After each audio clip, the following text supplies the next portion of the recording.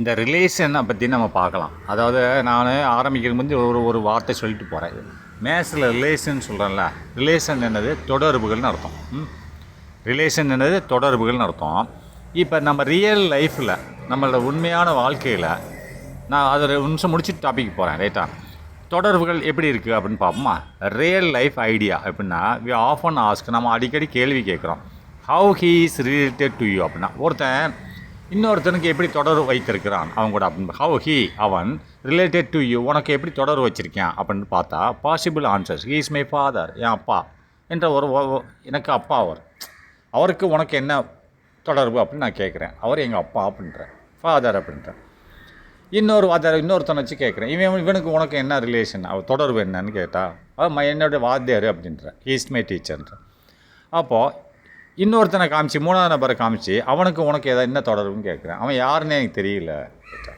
யாருன்னு எனக்கு தெரியல, தொடர்பே இல்லை, ரைட்டா? He is not related to me. இதுதான் தொடர்பு, ரைட்? சிம்பிள் லாஜிக், ரைட்டா? இது மேத்ஸ்க்கு வரும்.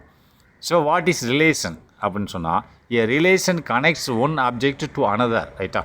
அதாவது இப்போ தான் பார்த்துட்டோமில்ல, உனக்கும் அவனுக்கு என்ன தொடர்பு, எங்கள் அப்பா, அவர் என்ன வாத்தியார், இவன் யாருன்னே தெரியாது. அதான் ஏ ரிலேஷன் கனெக்ஷனாக தொடர்பு ஏற்படுத்துகிறது. ரிலேஷனை தான், ரிலேஷன் என்பது தொடர்பு.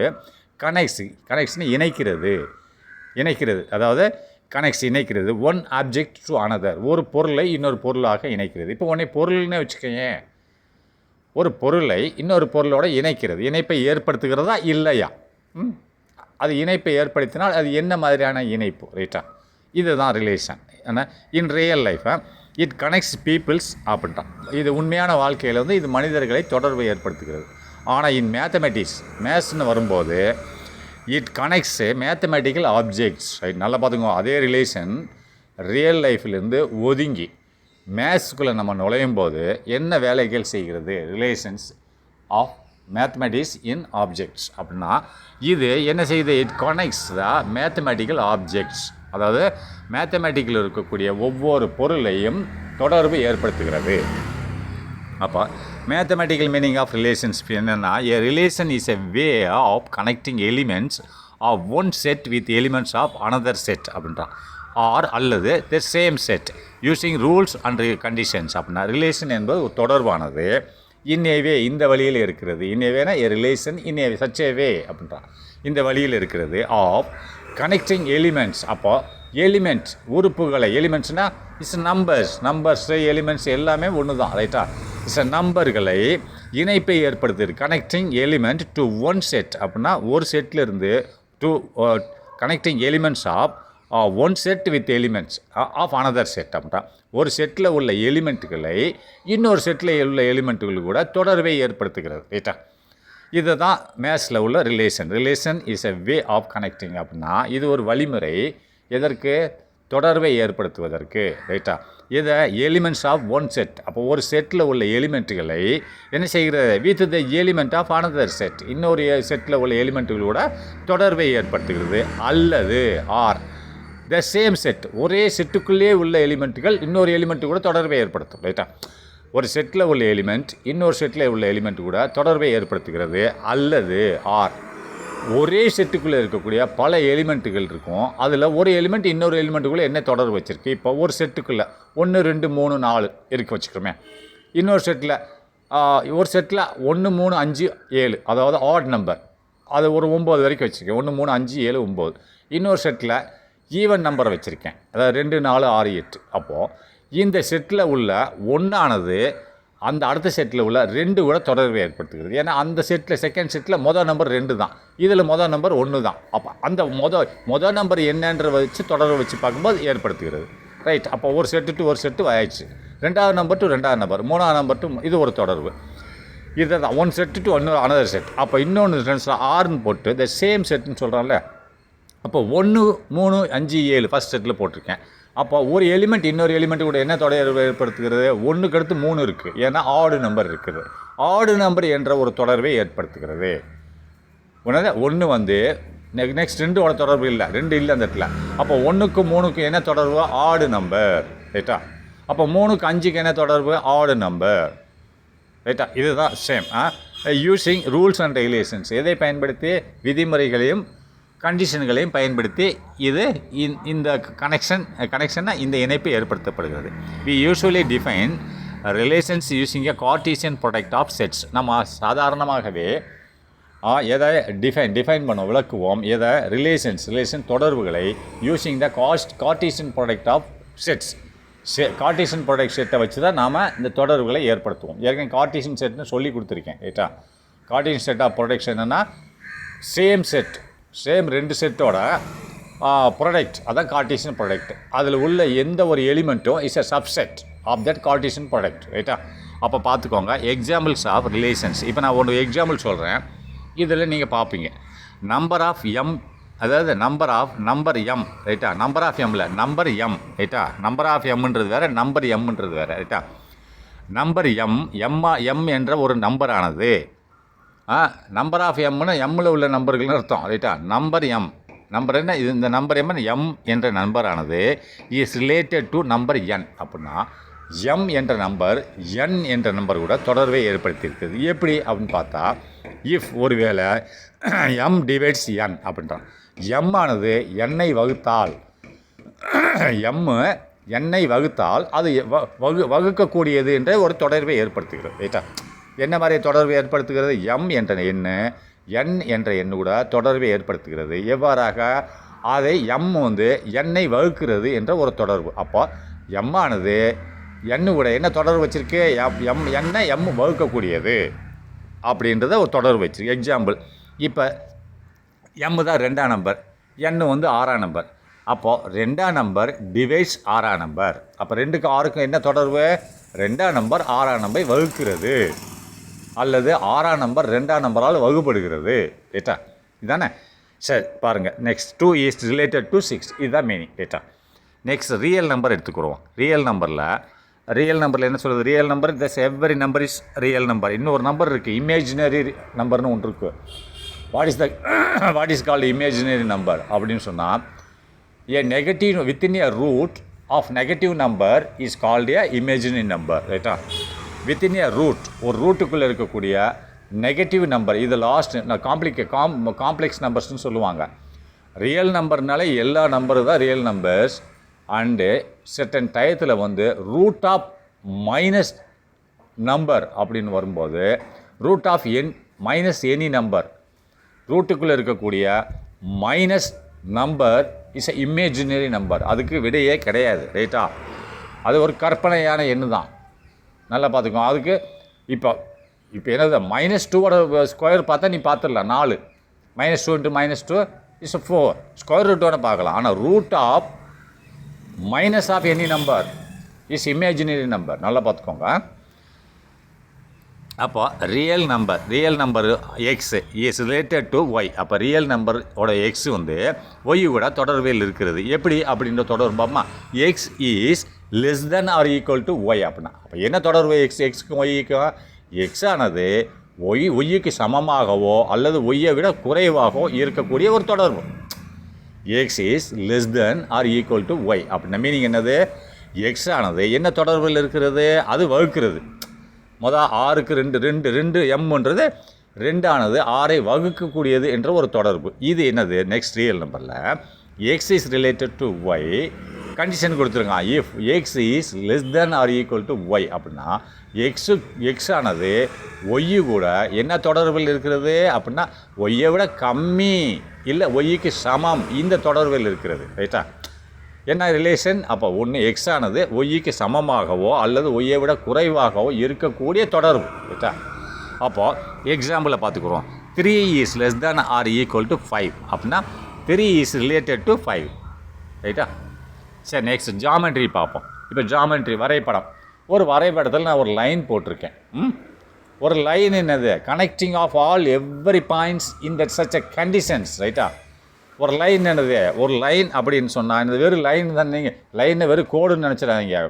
It is a connection of all points in the 1 to 1. ஒவ்வொரு பாயிண்ட்டையும் கனெக்ட் பண்ணிகிட்டே போகுது.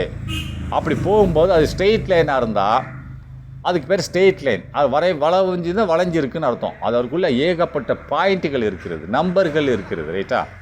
நீங்கள் எல்லோரும் சாதாரண மேத்ஸ்னு வரும்போது ஒரு லைன்னு நினச்சிருங்க. It's not a line, it's connecting all numbers one to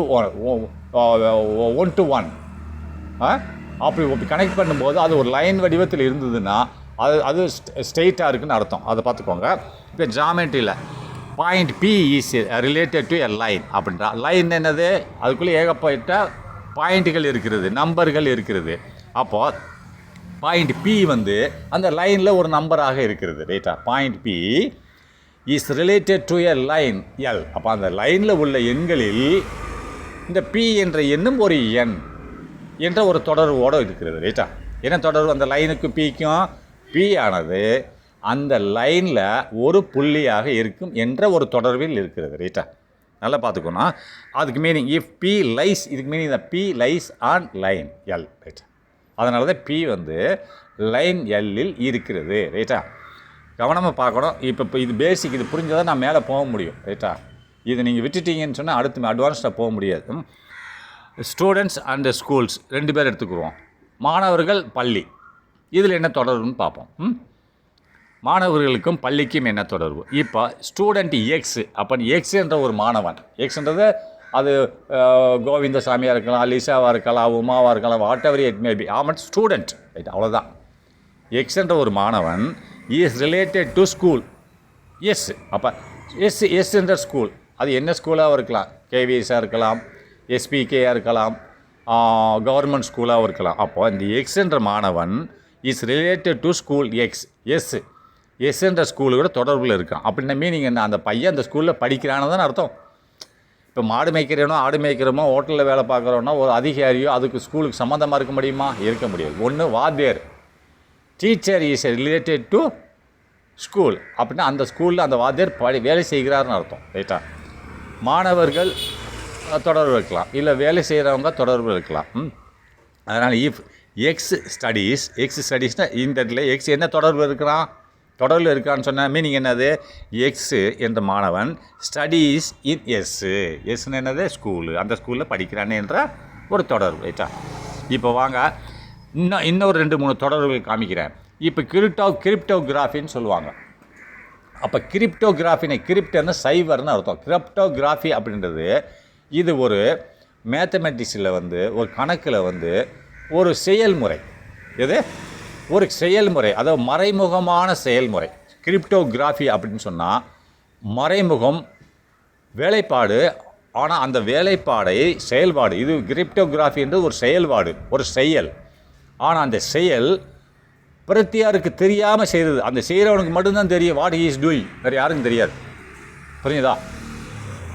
இல்லை அவனுக்கு சம்மந்தப்பட்ட ஆளுக்கு மட்டும்தான் தெரியும். இது நாங்கள் ஆர்மியில் செய்வோம். ஏன்னா ஆர்மியில் வந்து நாங்கள் இங்கேருந்து ஒரு மெசேஜ் பாஸ் பண்ணுறோன்னு சொன்னால் அது இன்னும் எங்கள் ஆளுகளுக்கு போகுது, ஒரு இடத்துக்கு போகுதுன்னு சொன்னால் நாங்கள் அதை கிரிப்டோகிராஃபிக்கை உண்டாக்கி தான் அனுப்புவோம். அப்போ அந்த எங்கே அனுப்புகிறோமோ அவரால் தான் அதை படிக்க முடியுமா தவிர வேறு எங்கேயோ அந்த மெசேஜ் கிடைச்சா கூட ஒன்றுமே பண்ண முடியாது, சரியா? அனுப்பின எனக்கும் அந்த வாங்கின அவரால் தான் முடியும். வேறு யாராலையும் மெசேஜ் கிடைச்சா கூட அதுக்குள்ளே என்ன இருக்குன்னு பார்க்கவே முடியாது. அதுக்கு தான் கிரிப்டோகிராஃபின்னு சொல்லுவாங்க. கிரிப்டோகிராஃபின்னு சொன்ன என்னது? இது ஒரு செயல்முறை. இந்த செயல்முறை என்னது? ரகசியமான செயல்முறை. ரகசியமான ஒரு செயல்முறைன்னு சொல்லுவாங்க. இது மேத்தமெட்டிக்ஸில் இருக்குது. இது என்ன செயல்முறை அப்படின்னா கிரிப்டோகிராஃபின்னா செயல்முறை தான், ஆனால் அந்த ரகசியமான செயல்முறை. இதை செய்வதற்கு 2 வேணும். என்ன வேணும்? கோடிங் வேணும், ரைட்டா? கிரிப்டோகிராஃபி நம்ம செய்யணும்னு சொன்னால் அதுக்கு சைபர்னு சொல்லுவாங்க. சைபர் கிரிப்டோகிராஃபின்றது ஒரு செயல்முறை, மறைமுகமான செயல்முறை. வேலை தான். இது ஒரு எழுத்து வடிவத்தில் இருக்கும், சொல் வடிவத்தில் இருக்கும், எல்லா வடிவத்திலையும் இருக்கும்.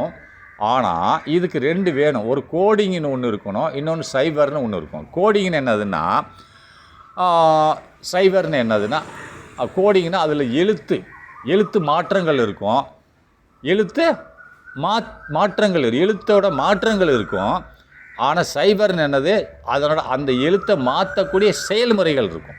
நல்லா பார்த்துக்கோங்க. இப்போ நான் உதாரணத்துக்கு சொல்கிறேன். இப்போ ஏன்னு ஒரு இடத்துல இப்போ நான் ஏபிசின்னு நான் ஒரு லெட்டர் அனுப்பணும். இங்கேருந்து ஏபிசின்னு ஒரு லெட்டர் அனுப்பணும். ஆனால் இந்த லெட்டர் நான் அனுப்பக்கூடாது. நான் இங்கேருந்து ஒரு லெட்டர் பாஸ் பண்ணணும். ஏபிசின்ற ஒரு லெட்டரை ஒருத்தருக்கு அனுப்பணும். ஆனால் அதுக்கு பதிலாக நான் என்ன பண்ணுவேன், ஏ கிடையாது ஏபிசி ஏ கிடையாது பிசி டி அனுப்புவேன். ஏக்கு பதிலாக டியவும் ஏன் டி அனுப்புகிறேன்னா 3வது லெட்டர் ஏக்கு அடுத்து உள்ள 3 லெட்டர் 3வது லெட்டர், ஏக்கு அடுத்து பி 2வது லெட்ரு, 3வது லெட்டர் சி, அப்போ 4வது லெட்டர் அனுப்புவேன், டி அனுப்புவேன். ஏக்கு அடுத்து பி 1 சி 2, அப்போ 3வது லெட்டர் தான் டி, 3வது லெட்டர் அனுப்புகிறேன். அதேமாதிரி பிக்கு அடுத்து என்னது 3வது லெட்ரு, 2வது லெட்ரு, பிக்கு அடுத்து 3வது லெட்டர் என்னது டிஇ வரும், இ அனுப்புவேன். அதுக்கடுத்து சிக்கு அடுத்து என்னது சி டிஇஎஃப் அனுப்புவேன். ஆனால் ஏபிசிக்கு பதிலாக டிஇஎஃப் அனுப்புவேன். நான் என்ன அனுப்பணும், ஏபிசி அனுப்பணும், ஆனால் அனுப்புறது என்னது டிஇஎஃப். ஆனால் இதுதான் அனுப்பக்கூடிய கோடிங். நான் என்ன ஒரிஜினலாக அனுப்பணுமோ அதுக்கு பதிலாக கோடு பண்ணிடுறேன், வேறு லெட்டர் அனுப்புகிறேன். அதான் கோடிங். இது கோடிங்னு பார்த்தீங்களா. ஆனால் இதில் நான் ஒரு ப்ரொசீஜர்னு ஒன்று வச்சுருக்கேனே, அதுக்கு பேர் தான் சைபர். இது என்ன ப்ரொசீஜர் வச்சுருக்கேன், என்ன லெட்டர் அனுப்பணுமோ அந்த லெட்டருக்கு பதிலாக 3வது லெட்டர் அனுப்புகிறேன். அதுதான் சைபர். சைபர் என்னது, அது செயல்படுத்தக்கூடிய வழிமுறை, அந்த பிரின்சிபிள், கொள்கைகள். என்ன கொள்கையில் அனுப்புகிறேன், என்ன லெட்டர் அனுப்பணுமோ அதை விட 3வது லெட்டர் தள்ளி அனுப்புகிறேன் அந்த லெட்டருக்கு பதிலாக. இது கொள்கை. ஆனால் நான் மாற்றி அனுப்புகிறேன் லெட்டரு, அது ஏக்கு பதிலாக ஏபிசி டி அனுப்புகிறேன் இல்லையா, இது கோடிங். ஏ அனுப்புறதுக்கு பதிலாக டி அனுப்புகிறேன். நல்லா பார்த்துக்கோங்க, கோடிங் அண்டு சைபர். இப்போ பார்க்கலாம். கிரிப்டோகிராஃபின்னா ரகசிய தகவல்கள். என்னோட நாலேஜ் பிரகாரம் சொல்கிறேன், மேத்தமெட்டிக்ஸ் நான் பார்த்துட்டு சொல்லலை, நான் ப்ராக்டிக்கல் எக்ஸ்பீரியன்ஸில் சொல்லிக்கிட்டு இருக்கேன். கிரிப்டோகிராஃபினா ரகசிய தகவல்னு வச்சுக்கோங்க. அப்போ cryptography is a study of codes and ciphers போட்டானா. கிரிப்டோகிராஃபி என்பது இஸ் எ ஸ்டடி, ஒரு படிப்பு. கோட்ஸ்னால் என்ன சொன்னால், என்ன அனுப்பணுமோ அதுக்கு பதிலாக மாற்றி அனுப்புகிறேன், அதான் கோட்ஸ். அண்டு சைபர்னால் என்ன செயல்முறையில் அனுப்புகிறேன், ஒரு லெட்டருக்கு பதிலாக 3வது லெட்டர் அனுப்பு, அது செயல்முறை, செயல் ஆக்கம், ஒரு ரூல்ஸ். ஃபிசிக்ஸில் சொல்கிறோம் இல்லையா, law, without law there is no instrument. Technology. ஆனால் without technology there is no human being. அதாவது அப்போ மனுஷன் உயிர் வாழ்வதற்கு என்ன காரணமாகிறது, ஃபிசிக்ஸில் உள்ள விதிமுறைகள், ஃபிசிக்ஸில் உள்ள லா தான் மனுஷனோட வாழ்க்கைக்கு அடிப்படை. வேறு எதுவுமே கிடையாது. கெமிஸ்ட்ரியா எது மேத்ஸ் எதுவுமே கிடையாது.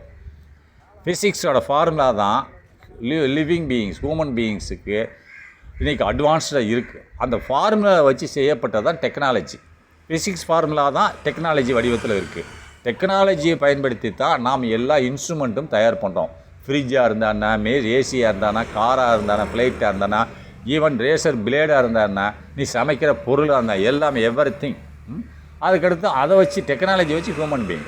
நான் சொல்லி கொடுத்துருக்கேன் ஃபிசிக்ஸில், ஞாபகம். இப்போ cryptography is a study of codes and ciphers used to, எதற்கு பயன்படுத்தப்படுகிறது, கிரிப்டோகிராஃபின்றது ஒரு படிப்பு பயன்படுத்தப்படுகிறது. ஆஃப் கோட்ஸையும் சைபரையும் பயன்படுத்தப்படுகிறது. யூஸ்டு எதற்கு பயன்படுகிறது, used to protect secret information. இதை ஏன் பயன்படுத்துகிறோம், டு ப்ரொடெக்ட், பாதுகாக்க வேண்டி, ரகசிய தகவல்களை பாதுகாக்க வேண்டி. அதான் நான் சொல்லிட்டேன்ல.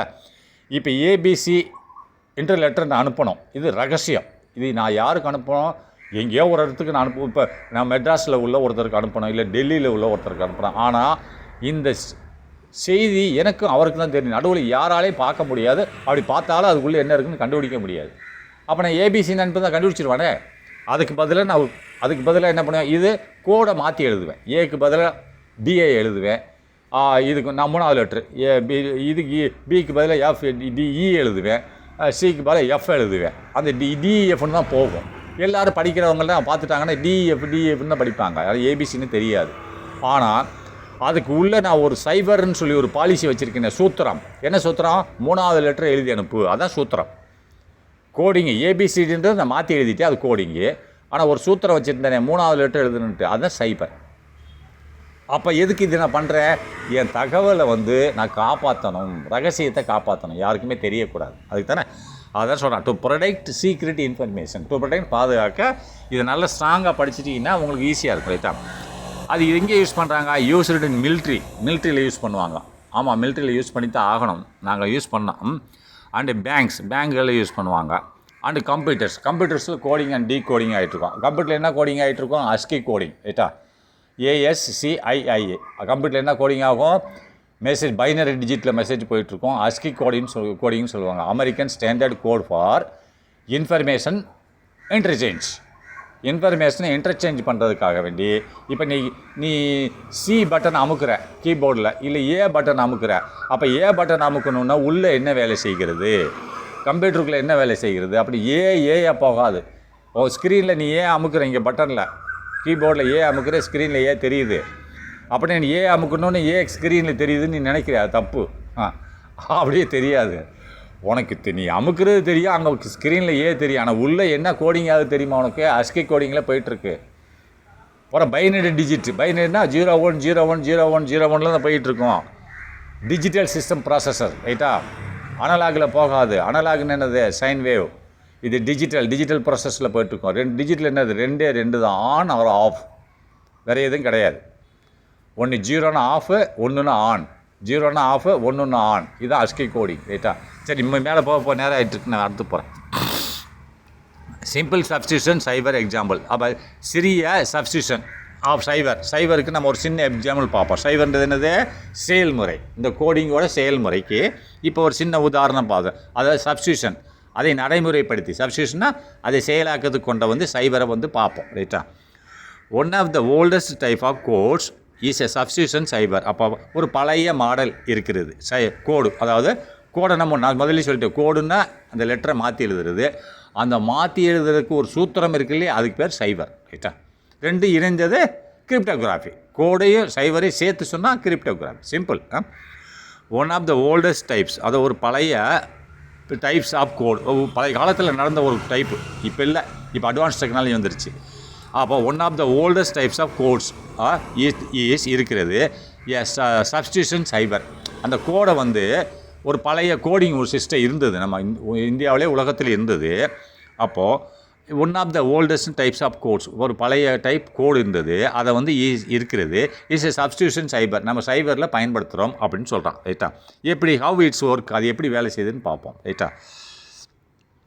Replace each letter with another letter that comes 3 places later in the alphabets. நான் சொன்னல முதலேயுமே, இப்போ எந்த லெட்டர் அனுப்பணுமா அந்த லெட்டருக்கு பதிலாக 3 லெட்டர் தள்ளி அனுப்புங்க. இங்கிலீஷில் ஆல்பபெட்ஸ் அப்படின்னது ஏபிசிடி, ரைட்டா? ஏபிசிடியில் நீ ஒரு லெட்டர் அனுப்பணும்னா 3 லெட்டர் தள்ளி அந்த லெட்டர் அனுப்பு, அது அவங்கள புரிஞ்சுக்கிடுவாங்கன்னு சொல்கிறான். ரீப்ளேஸ்னு இடமாற்றம் செய்க. ரீப்ளேஸ் அப்படின்னு இடமாற்றம் செய்க. எதை? ஈச் லெட்டர், ஒவ்வொரு லெட்டரையும், ஆல்பபெட்டில் உள்ள ஒவ்வொரு லெட்டரையும் இடமாற்றம் செய்யுங்க. அப்படின்னா அந்த லெட்டருக்கு பதில் இன்னொரு லெட்டர் போடுறது தான் இடமாற்றம். எதை வச்சு செய்யணும்? வித் அனதர் லெட்டர், இன்னொரு லெட்டரை வச்சு இந்த லெட்டரை இடமாற்றம் செய்யி அப்படின்ட்டான். அப்போ எந்த லெட்டராக இருக்கணும்? தேட், அந்த நம்ம இடமாற்றம் செய்ய போகிறோம் அந்த லெட்டர் எப்படிப்பட்ட லெட்டராக இருக்கணும்னா, தேட் கம்ஸ் 3 places லெட்டர். அது எப்படிப்பட்டதாக இருக்கணும்? 3 இடம் தள்ளி வர்ற லெட்டராக இருக்கணும். தட் கம்ஸ், அது வர வேண்டும். 3 places லெட்டர், அப்போ 3 இடங்கள் தள்ளி வர வேண்டியதாக இருக்கணும் அந்த லெட்டர். இந்த ஆல்பபெட், இதில் இந்த ஆல்பபெட்டில் சிம்பிள். இந்த பாருங்கள் உதாரணம், ஏ என்ற லெட்டர் நான் அனுப்பணும். அதுக்கு பதிலாக என்ன அனுப்புகிறேன்? டி என்ற லெட்டர் அனுப்புகிறேன். அப்போ ஏக்கு அடுத்து டியை தான் ஏ என்ற லெட்டர் அனுப்பணும்.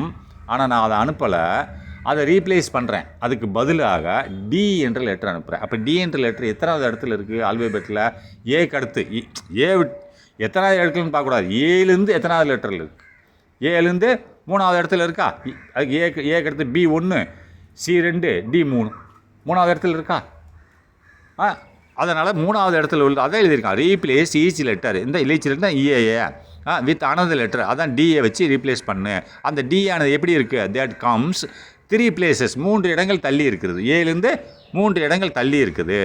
3 places லெட்டர் பின்னால் இருக்குது, இது முன்னாடி கிடையாது, பின்னால் இருக்கிறது. இந்த ஆல்பபெட்டில் பின்னாடி இருக்குது. அதான் இப்போ பியிலேருந்து பி எடுத்துக்கோ. பியிலேருந்து 3வது லெட்டர் என்னது? பிக்கு அடுத்து என்னது? C1, D2, 3வது என்னது? இ. பியை நீ சேர்க்கக்கூடாது, பியிலிருந்து 3வது லெட்டர். அப்போது சி எடுத்துக்கோ. சிக்கு அடுத்து 3வது லெட்டர் என்னது?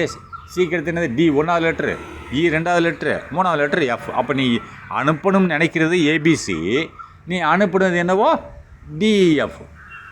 அப்போ இதுதான் கோடிங். இந்த அனுப்பக்கூடிய லெட்டரை மாற்றி அனுப்புகிறது இல்லையா, அதுதான் கோடிங். அப்போ அந்த ரூல்ஸு சொன்னால் பார்த்தீங்களா, 3 places லெட்டர் அப்படின்னு சொன்னானே, 3 இடங்கள் தள்ளி அனுப்புன்னு சொன்னானே, அதுதான் சைபர். போதுமா? சரி பார்த்துக்கோங்க. இப்போ எக்ஸுன்றது என்னது? X Y Z. எக்ஸுக்கு அடுத்து என்ன இருக்குது? ஒய் ஒன்று இருக்குது, இஜெட் இருக்குது, முடிஞ்சு போச்சு. அப்போ என்ன பண்ணுவீங்கன்னா சைக்கிளிங்கில் வா, ஏபிசிடி சைக்கிளிங். அப்போது எக்ஸு கொடுத்துருக்கேன், ஒய் 1வது லெட்ரு, இஜெட் 2வது லெட்ரு, அதான் முடிஞ்சிருச்சே அப்படின்னு கேட்கக்கூடாது. அப்படி சைக்கிளிங்கில் முதல் லெட்டருக்கு வா. 26 முடிஞ்சோன்னா முதல் லெட்டருக்கு வரணும், ரைட்டா? அப்போ முதல் லெட்டர் தான் 3வது. அப்போ எக்ஸுன்ற இடத்துல ஒய் ஏ அனுப்பணும். அப்போ ஒய்ன்றது ஒய்க்கு அடுத்து என்ன இருக்குது? இஜெட் ஒரு லெட்ரு, அவ்வளோதான் முடிஞ்சிடுச்சு. அப்போ 2வது லெட்ரு சைக்கிளிங்கில் வா, ஏ 2வது லெட்ரு. அப்போ 3வது லெட்ரு பி, ரைட்டா? இப்போ இஜெட்டுக்கு லெட்ரு இருந்தால் என்ன அனுப்புவேன்? நீ முடிஞ்சு வச்சுன்னா வைக்கக்கூடாது. இஜெட் 20 முடிஞ்சிடுச்சு. அப்போ முதல்லேருந்து வா, ஏன்றது முதல் லெட்ரு, பின்றது 2வது லெட்ரு, 3வது லெட்ரு சி. புரியுதா? இவ்வளோ simple. If you want to code the word அலோன்ற ஒரு வார்த்தைக்கு நீ கோடிங் உண்டாக்கி அனுப்பணும். அது என்னது? இதே என்ன சைபர் பாலிசி என்ன சொல்லுது? சைபரில் 3 லெட்டர் தள்ளி அனுப்பு. சைபர்ன்றது அந்த ப்ரொசீஜர், ரைட்டா? அப்போது கோடிங்ன்றது இதுக்கு நீ கோடிங் அனுப்பணும். கோடிங் என்னது? இந்த ஹலோ ஹெச்சுக்கு என்ன அனுப்புவேன்?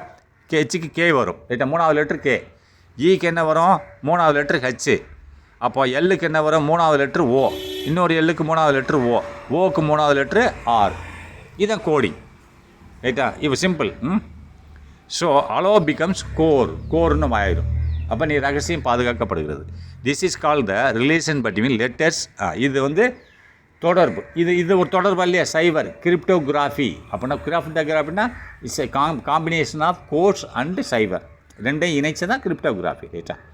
அப்போ this is called a relation relation ஒரு தொடர்பு பிட்வீன் லெட்டர்ஸ். லெட்டர்னா எழுத்துக்களுக்கு நடுவே உள்ள தொடர்பு, ரைட் தானே? 3 லெட்டர் தள்ளி போடுறேன் இல்லையா? அப்போ எழுத்துக்கள், திஸ் இஸ் கால்டு, இது என்ன சொல்லப்படுகிறது? ரிலேஷன், தொடர்புன்னு சொல்லப்படுகிறது. எதுக்கு நடுவில்? பிட்வீன் லெட்டர்ஸ்களுக்கு நடுவில். எல்லா லெட்டருக்கு நடுவில் தொடர்பு இருக்கு இல்லையா? அப்போ each letter is related to another. ஒவ்வொரு லெட்டரும் இன்னொன்று கூட தொடர்பு வைத்திருக்கிறது, ரைட்டா? இப்போ சம்மரி தேவையில்லை. சம்மரி நீ இப்போ நீ சொன்னது தான் சொல்லியிருப்பேன். சரி, ஓகே, அடுத்ததில் பார்க்கலாம். நெக்ஸ்ட்